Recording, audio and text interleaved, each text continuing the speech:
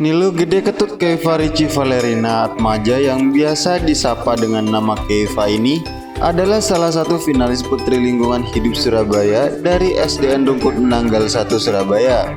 Dengan proyek lemongrass-nya, Keiva mencoba memperkenalkan dan mengajak membudidayakan tanaman lemongrass atau tanaman serai ini kepada masyarakat di tempat tinggalnya. Kegiatan atau acara peresmian Taman Edukasi Lemongrass ini dihadiri oleh Kapsek SDN Rungkut Menanggal 1 Surabaya, Lurah Rungkut Tengah, hingga Presiden Tunas Hijau Surabaya disambut dengan gembira. Saya yang pertama bangga sekali dengan anak-anak seperti ini karena jarang sekali sekarang anak yang benar-benar terlibat di lingkungan, karena buat mereka terkadang itu kotor gitu, padahal sebenarnya ini mereka justru hal yang seperti ini adalah kalau mereka untuk hidup di sini. Tapi sebenarnya pesan apa? Semoga tidak berhenti pada di sini ya Pak, ya pada karena kompetisi saja mereka seperti ini, tapi bisa terus-menerus berkelanjutan.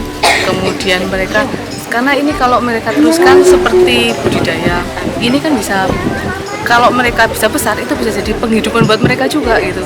Jadi kalau memang ini baik kalau ini dibuat secara berkelanjutan gitu, bukan berhenti pada kompetisi saja. Kalau saya sih biasanya mewadahi mereka, jadi kayak misalnya ada tanah-tanah kosong di kelurahan, ada Pak, ada salah satu duta lingkungan yang punya sedikit taman di kelurahan, itu budidaya mint. Kemudian ketika kami ada pameran, produk mereka bisa dijual pada saat pameran UKM itu. Seperti itu. Kemudian pada pertemuan-pertemuan biasanya mereka juga kami hadirkan untuk selain untuk mensupport lombanya mereka, selain itu juga mengenalkan ke masyarakat bahwa ini loh ternyata misalnya lemongrass itu tidak hanya untuk serai untuk bumbu soto saja, tapi untuk yang lain juga seperti itu.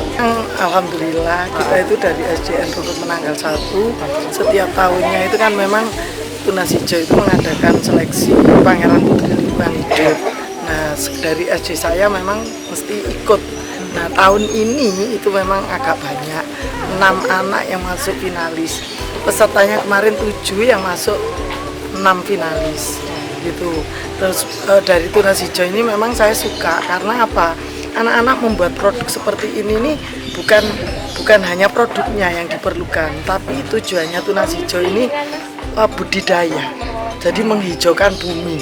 Ya, jadi nanti ketika sudah berjalan, kemudian budidayanya ini nanti berkembang, baru dituntut Tunas Hijau itu apa produkmu yang bisa kamu olah dari budidayamu ini gitu.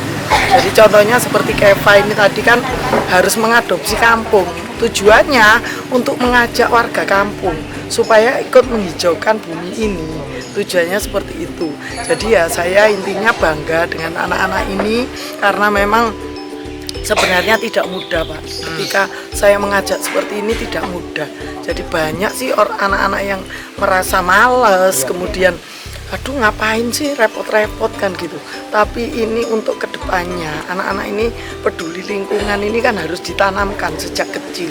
Itu yang pertama. Kemudian yang kedua, dari kegiatan ini anak-anak itu tidak hanya cinta lingkungan saja, tapi mereka itu diajari untuk berani bicara, tampil di depan publik, di depan umum dengan ngomong yang semula itu nggak berani ngomong jadi berani. Kemudian diajari untuk kedisiplinan mungkin ya, karena dia harus merawat tanamannya tadi.